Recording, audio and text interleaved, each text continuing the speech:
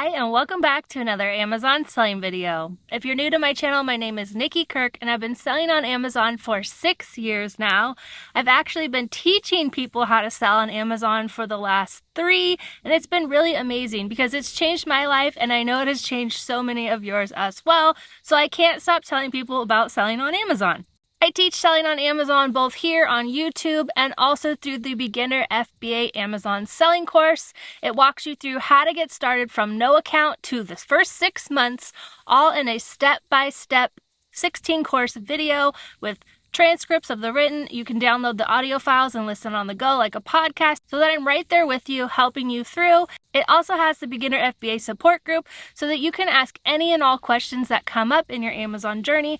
I'm in there as well as hundreds of other sellers there to help you out, as well as we have monthly hangout calls right on Facebook so you can chat with me right there and other sellers. I always have a really great time and I learn a lot of stuff, and I know you guys do too. So that is available at beginnerfba.com if you want my help, or of course, like I said, I've got all of these free videos here on YouTube. In this video today, I'm going to cover the common things that come up when selling on Amazon that people don't really know about until they pop up. I see them asked in the groups all the time in my community, so I thought I would make a video just of the random little things that probably pop up and how you can deal with them, or what they are if you just don't know what they are. I'm going to go over all of the following. They are also time-stamped below if you want to just jump to the one that you need, but they are the free $100 shipping credit for FBA, the stranded inventory and how to do a removal order, a search suppressed item, those toy compliance documents emails, IP and counterfeit complaints, missed fulfillment FBM, remote fulfillment FBA, and the GTIN UPC situation that's going on right now. First up, that free $100 FBA shipping credit. So as new sellers, Amazon has an incentive to get you to do FBA. They offer you $100 in free shipping credits. So when you're sending in your first Amazon shipments, you might see that it costs you $0 and you're like, wait, what? That is the $100 free credit. So it could last, 2 to 3 shipments depending on how much and how heavy your shipments are in the beginning. But it's just Amazon giving you free $100 to use FBA. When you've run out of that, you'll start to see $77 or $24 or whatever that shipping price is. But just know, if you're like, what is this free? Why isn't it costing me anything? You didn't do anything wrong. That's just Amazon's new seller incentive. So it could go away at any point, but it's been around for 2 years now. So just so you know, if that's what it is, that's what's happening. Okay, number 2, stranded inventory / removal orders. So things go stranded during FBA. This is only talking about FBA because if it's stranded in your warehouse, FBM, well, then you know about it, right? But FBA stranded inventory could be a variety of different reasons. It could have had a toy compliance document, which we'll talk about, and got the listing pulled, and now it doesn't have a listing attached to it. Therefore, it is stranded. Now, Amazon recently changed where their stranded inventory is. If you remember in the past, it used to be under manage inventory at the top there. You'll still see search suppress unfulfillable, but they moved stranded in their new rollout of their system. It's really annoying, and now you might not notice because before there was a thing there that had a number, and so you were like, oh, what? I have 9 stranded inventory? Now it doesn't show you at all unless you go into where it's at. So now you get through it through inventory, and then you go to your FBA dashboard. From there, you go to another menu. At the top there, it says inventory, and then the drop down stranded inventory. Super annoying, not user-friendly. Don't know why they moved it. So once you have your stranded inventory, you want to do something with it. This stranded inventory does affect your IPI, which is Inventory Performance Index. I have a whole video on that. I'll link it here. But anyways, just know that it does affect that, so you want to take care of them. Again, they could be stranded because they are customer damages, but those tend to be unfulfillable. They could be stranded because there's no listing. You might have deleted your listing, and you maybe why can't I say deleted? You maybe deleted your listing, and that thing that Amazon lost a year ago shows back up, and now it's stranded because it doesn't have a listing. So any reason that it is stranded, you want to take care of it. All you would do is go ahead and hit create removal order. It's super easy. You put in your address if it's not there already, and you get it back. You could also liquidate it.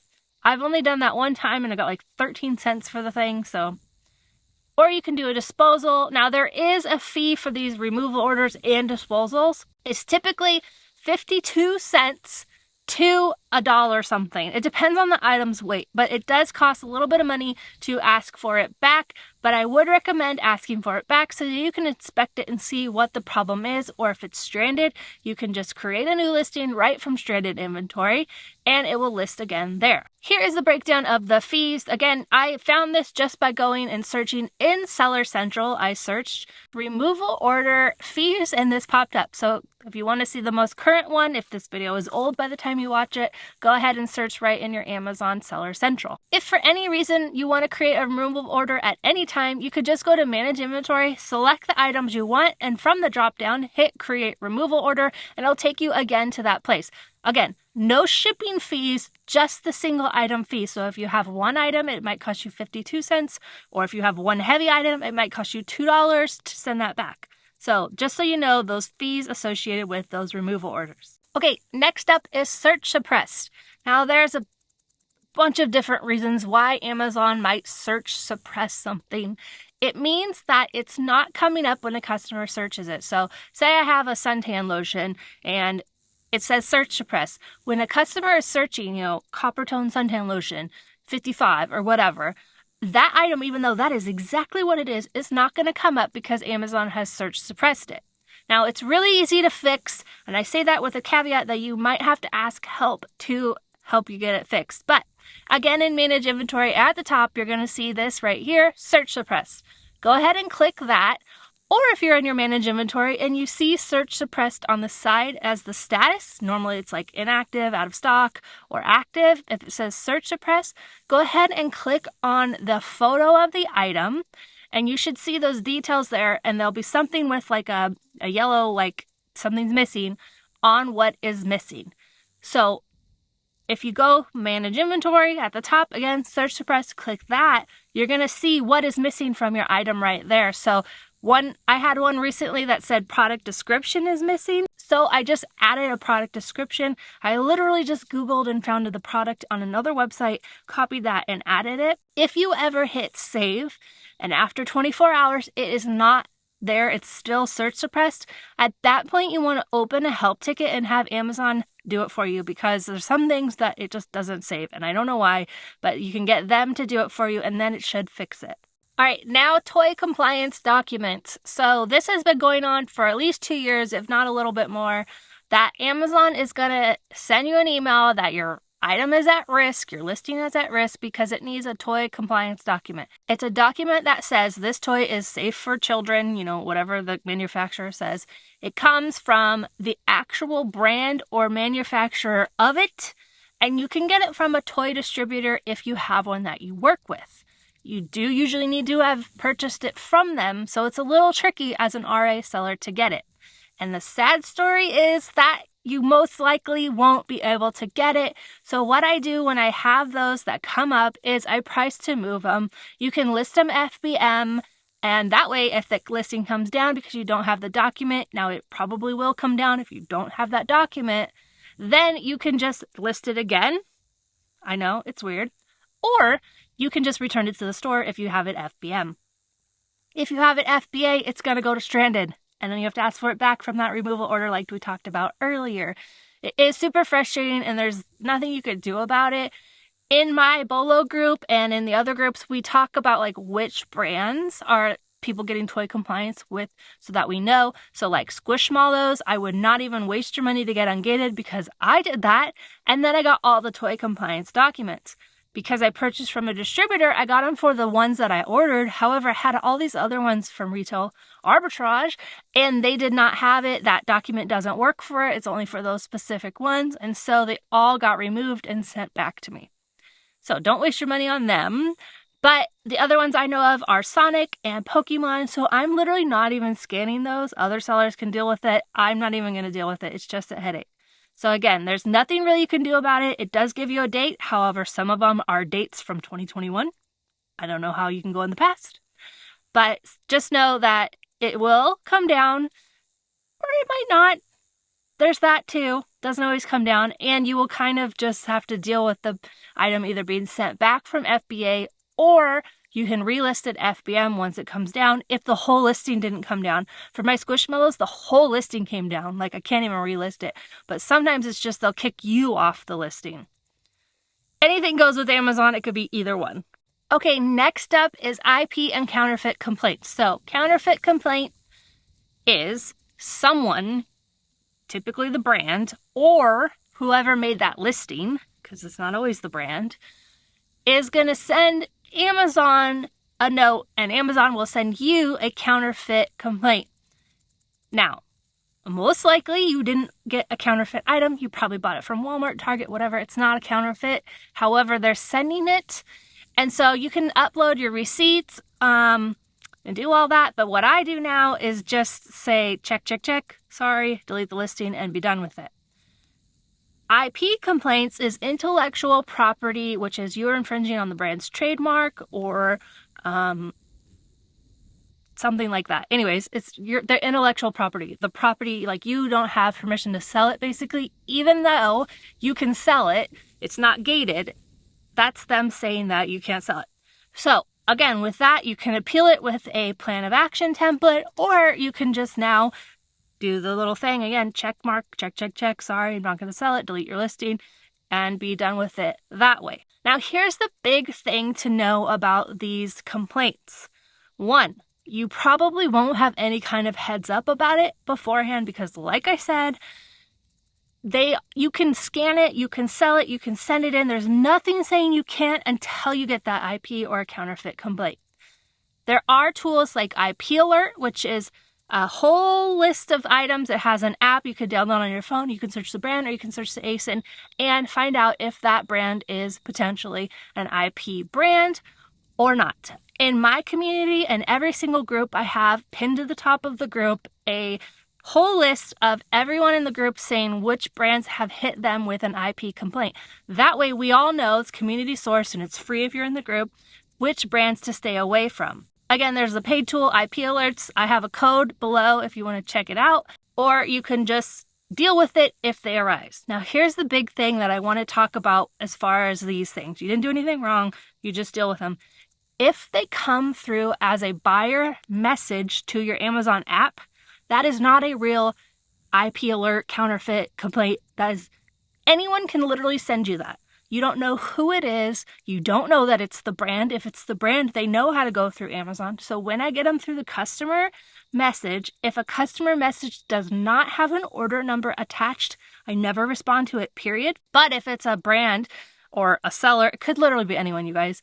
They normally, here's what the template looks like that go around. They'll change out the brand and it'll say like, I have a question about blah, blah, blah, whatever the product is. And then they'll have an attachment, which is that. Again, I mark no response needed, or you can mark it spam and let Amazon know, and I continue to sell it. That's what I do. You can do whatever you want to do. You can delete the listing, but when they come through a message like that, I just keep on selling them. Occasionally, creepily, they will come to your address. You'll get an overnight letter. I've gotten 2 or 3 of them.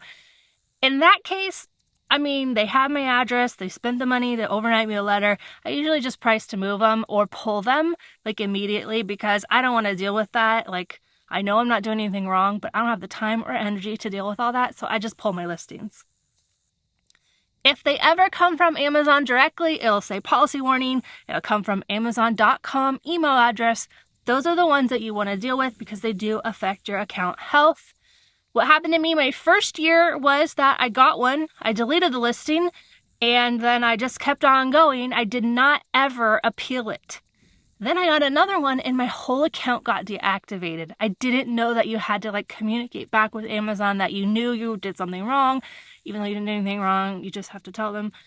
And I got my account back, but ever since then, it's not the end of the world to get one, but if you do not deal with it, you can't just delete your listing. If it comes from Amazon, you must delete the listing and appeal it through your account health dashboard.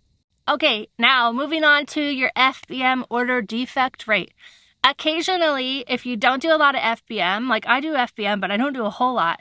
So if I'm only doing like 20 orders a week and one of them I have to cancel or I shipped it late, that is going to throw my defect rate out of whack to the point where it is too much because I think it can only be 1%.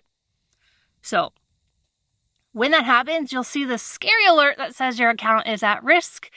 It's okay, just don't ever miss another FBM order or shipping date. Don't cancel for any reason. It's like you really don't want to cancel.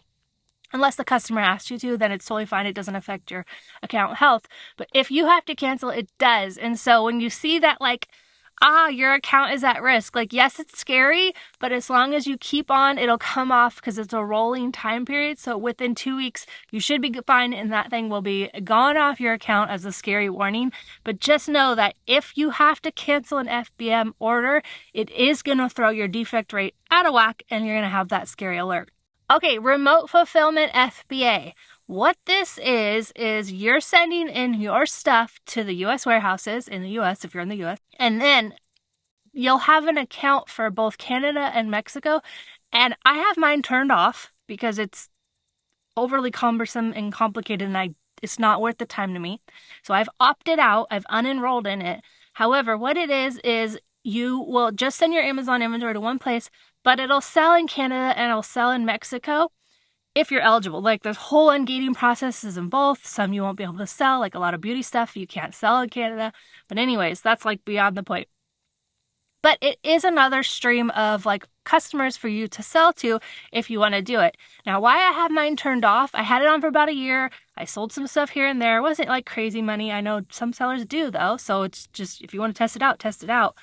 But what happened was I kept getting like fees charged back to me from Canada. It was creating like a foreign exchange fee on my bank credit card, and it's just annoying. So I decided to turn it off because, again, I don't have time or energy for all these other things. I'm focused on what I'm focused on. It's like such a small amount of money that I just didn't want to deal with it. So I unenrolled. Now, to get to this again, you're going to go to your inventory, and at the very bottom, you'll see Remote Fulfillment FBA. Now, when you click in there, you probably, if you don't know anything about it, you're probably already enrolled because they auto-enrolled everyone into it. However, if you are wanting to get out of it, you can unenroll right in there. I'm not 100% sure what it looks like, but I know you can do it because I've had sellers in the community do it. Mine, because I can't see it because mine is already unenrolled, so when I go to it, it's like, do you want to enroll in it? And no, I don't. All right, lastly, the GTIN UPC whole situation that's going on. So maybe 2 months ago now, Amazon said that they are no longer going to allow listings that have a UPC that does not tie back to the brand. So back in the day, and probably still now, sellers could buy UPCs, create their own listings with those UPCs, and again, so it's the seller did it, that's obviously not the brand, right? So now Amazon is going and pulling up the global supply, it's like GS1, and making sure that those UPCs are branded as such. It makes sense, right? Like, it's going to cut down on a lot of stuff, but as us as sellers, there's no way to know. Like, if I scan it or I found it, like searching the front, typed it in, there's no way to know that how that listing was created. Well, there is. I'll tell you how you can know, but it's an extra step. So that's one frustrating thing. I had a lot of them come up. Again, like earlier, if you're in your search suppressed area, you'll see at-risk listings in your manage inventory. If you click there, you'll see all the listings that are at risk for this GTIN crackdown. To know if your product's brand is UPC is tied to the brand, search on Google GTIN GS1 UPC lookup. I will drop the link below, but you can enter the UPC there and see who owns it. That way, if you're selling a Disney product, Disney should own it, and vice versa. Or it might be a Marvel, but something related to the brand that you're selling. If it's some random company, like I had a beauty item, it was a random company in New Jersey, it was not the beauty brand that it was. I knew that was why it was at risk, because it's not the right one, and those are all coming down. So the first rollout went around, I think it was like Halloween, October 30th, 31st, was the first round of the shutdown. I haven't had any new ones, so I'm hoping it was just one wave, but you never know. So again, if you want to look it up, definitely look it up to see if it's owned.